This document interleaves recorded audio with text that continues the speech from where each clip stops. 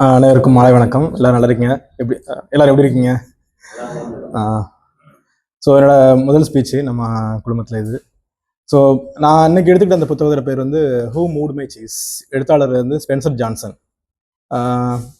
புத்தகம் வந்து என்னன்னா ஒரு மாற்றத்தை பற்றின விஷயம். அந்த மாற்றத்தை நம்ம எப்படி எடுத்துக்கிறோம், ஒவ்வொரு சேஞ்சும் நடக்கும்போது ஒரு பெரிய சேஞ்ச் நடக்குது, நம்ம எப்படி ஃபேஸ் பண்ணுறோன்றதை பற்றி ரொம்ப எளிமையாக அவர் வந்து ஒரு 90 பக்கத்தில் எழுதின ஒரு புத்தகம். அதாவது ஒரு நாள் காலையில் நம்ம போகிறோம் ஆஃபீஸ்க்கு, ஃபார் எக்ஸாம்பிள். போகும்போது அந்த இடத்துல நம்ம பார்த்த வேலை இல்லை, நமக்கு அந்த வேலை நமக்கானதா இல்லை, அல்லது அந்த இடத்துல அந்த கம்பெனியே இல்லை, ஒரு சுச்சுவேஷன், ஒரு பெரிய ஒரு சேஞ்ச் நடந்திருக்கு அந்த இடத்துல. எப்படி நம்ம இதை ஃபேஸ் பண்ணுறோம் அந்த சுச்சுவேஷனை? அதாவது இதுக்கு நம்ம தயாராக இருக்கோமா, அதை நம்ம ஏற்கனவே ஆன்டிசிபேட் பண்ணி முன்னாடி நம்ம வந்து அதை வந்து எதிர்நோக்கி இருந்திருக்கோமா, அல்லது அது நடக்கும்போது அதை வந்து நம்ம வந்து எப்படி அடுத்த கட்டத்தில் நம்ம வந்து அதை வந்து கொண்டு போகிறோம். இதை வந்து ரொம்ப எளிமையாக ஒரு 4 கேரக்டரில், அதாவது ஹெம் அண்ட் ஹா 2 சின்ன ஒரு ஹியூமன் கேரக்டர்ஸ் மாதிரி எழுதியிருப்பாப்ல. அப்புறம் ஸ்னிஃப் அண்ட் ஸ்கரி 2 எலி. அதாவது ஒரு சீஸ் ஸ்டேஷன் இருக்கு, அந்த சீஸ் ஸ்டேஷன்ல அந்த 4 கேரக்டர்ஸும் இருக்காங்க. எவ்ரிடே எல்லா நாளும் அவங்க வந்து அந்த சீஸ் ஸ்டேஷனுக்கு போறாங்க, அவங்களுக்கு தேவையான அந்த சீஸ் வந்து அங்கே இருக்குது, சாப்பிட்றாங்க, ரொம்ப ஹாப்பியா இருக்காங்க. அந்த 4 கேரக்டர்ஸும் லைக் நம்மளோட 4 குவாட்ரன்ஸ் ஆஃப் நம்மளோட திங்கிங்ல ஒவ்வொரு டைமும் நம்ம எப்படி ரியாக்ட் பண்றோன்ற மாதிரி ஒரு ஒரு ரிலேட்டிவ்ல 4 கேரக்டர்ஸ் எழுதியிருப்பாப்ல. அப்போ ஸ்னிஃப் அப்படின்ற ஒரு கேரக்டர் என்னன்னா ரொம்ப வந்து ஒரு சேஞ்சை வந்து எதிர்நோக்கி இருக்கிற ஒரு கேரக்டர். ஸ்கரின்றது ஒரு மாற்றம் நடந்துருச்சு, நடந்த உடனே ஓகே அடுத்ததை நோக்கி நம்ம போகணும், அவர் முன்னோக்கி போகணுன்ற ஒரு கேரக்டர் ஸ்கரின்றது.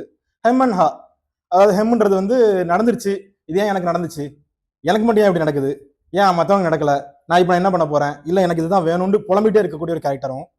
அடுத்த ஒரு கேரக்டர் நடந்துருச்சு, ஆமா கொஞ்சம் நான் பயந்தேன், ஆனால் அடுத்த கடத்தை நோக்கி நான் மூவ் ஆயிட்டேன் இப்போ இப்படின்ற ஒரு கேரக்டர். இந்த 4 கேரக்டர்ஸும் ஒரு சீஸ் ஸ்டேஷன்ல இருக்காங்க.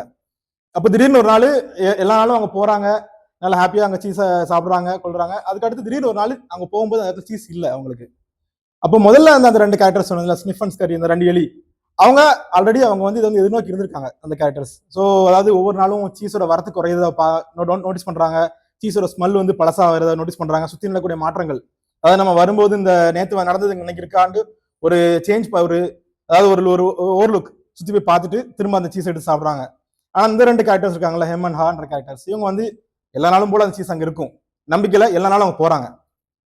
எப்படி ரிலேட் பண்ணலாம், நம்மளோட வேலை, நமக்கான ஒரு வேலை அங்கே இருக்குது, எல்லா நாளும் மாதிரி நானும் போறேன், எனக்கான வேலை அங்கே இருக்குது, நான் அதுக்கு இந்த வேலைக்கு எனக்கு ஏன் இந்த இடம் எனக்கு தேவை அப்படின்றதுக்கு எனக்கான ரீசன் என்னவா இருக்கும், ஐ டிசர்வ் திஸ். ஏன் என் ஃபேமிலி நான் கொண்டு கிட்ட வச்சுட்டேன், பசங்களாம் ஸ்கூல்ல சேர்ந்துட்டாங்க, நான் ஃபார் எக்ஸாம்பிள் நான் லோன் எடுத்துக்கிட்டேன், இந்த வேலையை நம்பி கார் லோன் போட்டேன், கார் வாங்கிட்டேன், அப்போ எனக்கு இந்த வேலை கண்டிப்பாக வேணும். இந்த ஒரு ஒரு ஒரு ஒரு மோட்டிவ்ல தான் நம்ம வந்து எடுத்து கொண்டு போறோம். அப்போ திடீர்னு ஒரு நாள் இந்த இல்லைன்னு ஆகும்போது அந்த இடத்த சீஸ்ன்றது எதை வேணாலும் ரிலேட் பண்ணலாம். லைக் ஒரு நம்மளோட ஜாப், நமக்கு தேவையான ஒரு ரிலேஷன், ஒரு ஃப்ரெண்ட்ஷிப், அதாவது ஒரே நாள் எல்லாம் மாறிடாது இல்லையா. ஒரு ஃப்ரெண்டுன்ற ஒரு ரொம்ப க்ளோஸா ஃப்ரெண்டா இருக்கும், திடீர்னு ஒரே நாள் மாற போறது இல்லை. அது ஏதோ ஒரு இடத்துல ஆரம்பிக்குது, பல புள்ளிகளை தொட்டு தொட்டு தொட்டு ஏதோ இடத்துல வந்து நிக்குது, கடைசி அந்த இடத்துல பிளவு வந்து ஒரு நிக்குது. அதே மாதிரி ரிலேஷன்ஷிப்ல அதே மாதிரி தான் நம்மளோட வேலையிலையும் சடனா ஒரே நாள்ல எல்லாம் மாறிடாது. நம்ம சுற்றி நடக்கக்கூடிய விஷயங்கள் நம்ம நோட் பண்ணிட்டே இருக்கோமா, அது கொஞ்சம் கொஞ்சமா மாறுறதை நம்ம நோட்டீஸ் பண்றோமா, இதெல்லாம் பார்த்துட்டு தான் திடீர்னு ஒரு நாள் அந்த சேஞ்ச் வரும்போது நம்ம ரெடியா இருக்கோமா. அப்போ முதல் 2 கேரக்டர்ஸ் இதுக்கு ரெடியா இருந்தாங்க. ஏன்னா அவங்க எப்பவுமே அந்த ஷூவை வந்து கையில, அதாவது இது வந்து எப்படி சொல்றது, ரொம்ப சிம்பிளிஃபை பண்ணி சொல்லியிருக்காரு. ஷூ லேஸ் எப்பவுமே அந்த ரன்னிங் ஷூஸை வந்து கட்டி கழுத்தே வச்சிருப்பாங்களாம்.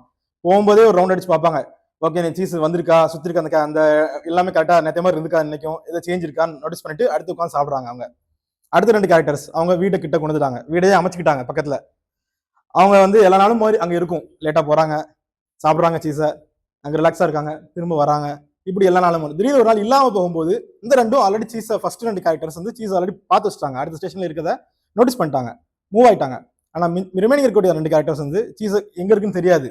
அப்போ அந்த 2 பேரும் என்ன பண்ணுறாங்க, எனக்கு மட்டும் அதை நடக்கணும் அப்படின்னு வந்து புலம்ப ஆரம்பிக்கிறாங்க. இது ஏன் மற்றவங்களுக்கு ஏன் நடக்கல, அதாவது நான் இவ்வளோ யோசிக்கிறேன், நான் ஓவர் திங்க் பண்றேன், நானே இவ்வளோ கஷ்டப்படுறேன்னா இப்போ சீஸ் எல்லாம் பாவம் அந்த 2 பேர் என்ன பண்ணிருப்பாங்கன்னு தெரியலையே அப்படின்னு இவங்க அவங்களுக்காண்டி பரிதாபப்படுறாங்க.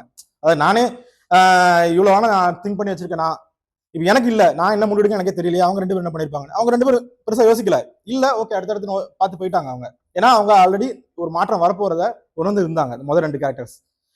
இதுல வந்து ஒரு நம்ம ஃபார் எக்ஸாம்பிள் நம்ம லைஃப்ல நமக்கு நடந்த ஒரு ஒரு பெரிய சேஞ்ச் என்னவா இருந்துச்சு, லாஸ்டா நமக்கு ஒரு நடந்த ஒரு மிகப்பெரிய பாசிட்டிவ் சேஞ்சோ ஒரு நெகட்டிவ் சேஞ்சோ, அதை நம்ம எப்படி எடுத்துக்கிட்டோம், இந்த 4 குவாட்ரண்ட்ல நம்ம எதவா இருந்தோம் இந்த நாள்ல, அதை நம்ம என்ன மாதிரி நம்ம வந்து எடுத்து கொண்டு போனோன்றது, அல்லது அடுத்து நடக்கக்கூடிய ஒரு மிகப்பெரிய ஒரு மாற்றத்துக்காக நம்ம தயாரா இருக்கோமா, இந்த நாள்ல நம்ம என்னவா இருப்போம் நடக்கும்போது அப்படின்றது வந்து நம்ம வந்து இதை படிக்கும் போதே அதுல வந்து ஒவ்வொரு கேரக்டரும் நம்மளே இருக்க மாதிரி எனக்கு தோணுச்சு. நான் ஒவ்வொரு கேரக்டரும் நான் இருக்க மாதிரி. ஏன்னா ஒரு தடவை நடக்கும்போது இது ஏன் எனக்கு நடக்கணும்னு நான் புலம்பிருக்கேன். ஒரு தடவை நடக்கும்போது இது நடக்க போகுதுன்றதை நான் உணர்றேன் சில சில சமயங்கள்ல. ஆனா அதுக்கான ஸ்டெப் எடுத்து வைக்காம சரி நடக்கும்போது பாத்துக்கலாம் பொறுமையா அப்படின்னு நான் வந்து கடந்து போறேன் அதை. அப்போ ஒவ்வொரு டைம்லும் நான் எப்படி நடந்துக்கிறேன்றது. அப்போ இந்த இதுல வந்து ரொம்ப சிம்பிளா ஒரு 7 ஸ்டேட்மெண்ட் கொடுத்திருப்பாரு. சின்ன புக் தான். இந்த புக்கு இன்ஃபுளுன்ஸ் எப்படி இருந்துச்சுன்னா கிட்டத்தட்ட 30 மில்லியன் காப்பீஸ் வேர்ல்டு வைட் வித்திருக்கு இந்த புக்கு. அண்ட் ஸ்பென்சர் ஜான்சன் அவர் ரைட்டர் வந்து அவர் அதுக்கடுத்து தொடர்ச்சியா பல புத்தகங்கள் எழுதியிருக்காரு. ஆனா one of the most best seller இந்த புக் தான். அப்போ என்ன சொல்றாரு, ஃபார் எக்ஸாம்பிள் எழுதிட்டு அந்த அந்த 4வது கேரக்டர் வந்து கிளம்பி போகும்போது செவுத்துல எழுதிட்டே போகுது. அதாவது புலம்பிட்டே இருக்கக்கூடிய தன்னோட நண்பனுக்காக இவன் வரும்போது படிச்சுட்டு வருவான் இதை அப்படின்னு எழுதிட்டு போறாங்க. ஒரு 7 வரி போகும்போது எழுதி போறாங்க. அதாவது அடுத்தடுத்த சீஸ் ஸ்டேஷனை தேடி போகும்போது. சீஸ்ன்றது எது வேணாலும் இருக்கலாம் நான் சொல்ற மாதிரி. அப்போ அடுத்தடுத்த ஸ்டேஷனை தேடி போகும்போது தான் இவங்களுக்கு தெரியுது, ஓகே இது இடம் இவ்வளவு பெருசு. இது நான் நினைச்சது உலகன்றது இவ்வளவுதான். இதுக்குள்ள எனக்கான சீஸ் இருந்திருக்கு. இதுதான் என்னோட வாழ்க்கை நினைச்சிருந்துட்டேன். ஆனா வெளியே வந்து பார்க்கும்போது இது இவ்வளவு பெருசா இருக்க அப்படின்னு அவங்களுக்கு வந்து தோணுது யார் வெளியே போகும்போது. அப்போ ஒவ்வொரு ஸ்டேஜ்லயும் அவன் ஒவ்வொன்று எழுதிட்டு போறான்.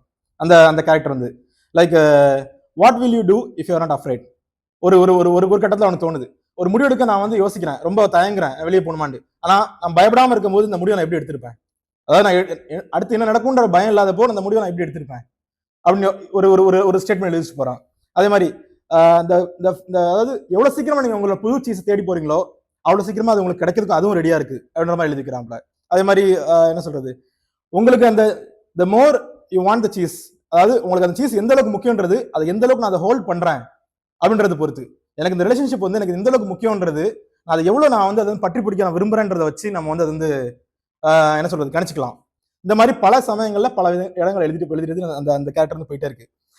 அதே மாதிரி இது வந்து எப்படி சொல்றது, வந்து ரியல் லைஃப்ல இப்போ நான் பல விஷயங்களை படிக்கும்போது ஃபார் எக்ஸாம்பிள் சேஞ்ச் வந்ததுக்கு அப்புறம் மாறிக்கலாம் அப்படின்னு நினைக்கக்கூடிய, அல்லது சேஞ்ச் வந்துருச்சு இன்னும் நான் மாற மாட்டேன் எனக்கான விஷயங்கள் நடந்துச்சுன்னு நினைக்கக்கூடிய விஷயங்கள்லாம் நம்ம வந்து ஒரு பெரிய லெவல்ல எம்என்சி லெவல்ல நம்ம பார்த்தோம்னா நோக்கியாவை சொல்லலாம். அதாவது நோக்கியா வந்து அந்த டச் ஸ்கிரீன் ப்ரோட்டோடைப் 2004 அவங்க வந்து ரெடி பண்ணிட்டாங்க.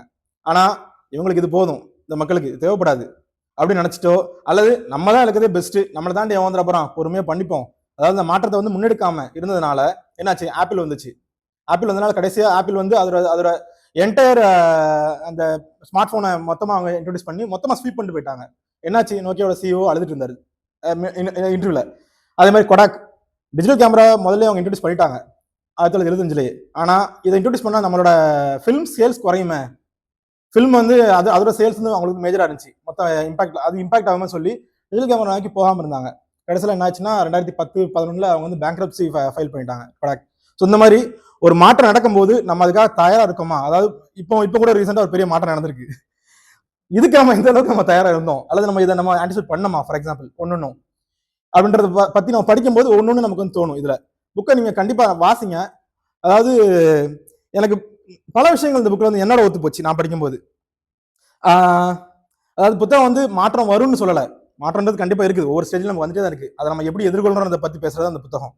ஸோ நமக்கான ஒரு சீஸ் எங்கேயோ இடத்துல இருக்குது, அதை நம்ம எவ்வளவு சீக்கிரம் தேடி போறோமோ அப்ப நம்ம உணர்வோம் நம்ம கிட்ட இருந்தது வந்து இது வந்து பழசுதான், அதாவது இதோட பெஸ்டா நமக்கு நிறையவே கிடைக்குது அப்படின்னு நமக்கு வந்து உணர்வோம் அதை அப்படின்னு நான் நம்புறேன். ரொம்ப சந்தோஷம். எல்லாரும் கண்டிப்பா அந்த புக்கு படிங்க. ரொம்ப சின்ன புக்கு தான்.